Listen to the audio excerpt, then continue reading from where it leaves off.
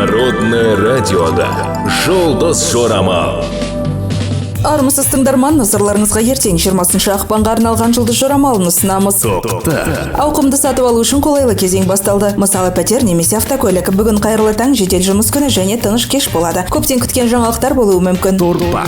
Бүгінде көптеген адамдар торпаққа тартылады. Күнге күн бағыс артылғандай. Бұл сіз үшін жағымды болады. Ең бастысы жылуыңыз бәріне жеткілікті болуы қажет.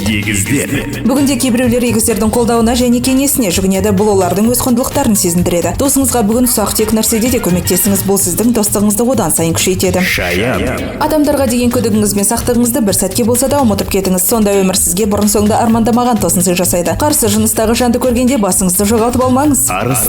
Бүгін жұмыстан бастап қарым-қатынасқа дейінгі барлық нәрсені жеңе аласыз. Кенеттен керемет идея келсе жазыңыз. Қашықтықта ешқандай сатып алулар жасамаңыз. Мысалы, интернет арқылы сіз нашар сатушыға тап бола аласыз, немесе өнім көрсетілгендей болмайды. Бикештердің ойланбай қабылдаған шешімі оларды теріс әрекетке итермелейді. Бүгін жұмысқа кіріп кеткен соншалық олар қалағанның бәрін ұмытып кетеді.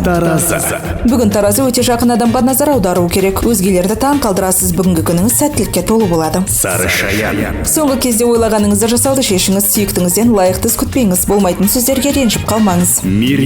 Бүгінде мергендер үйлерінің тазалығын қадағалай алады. Оқуды бастаудан қорықпаңыз. Ешқашан кеш емес. Кешке жекеңізді тыныштандыру үшін жақсы ән тыңдаңыз.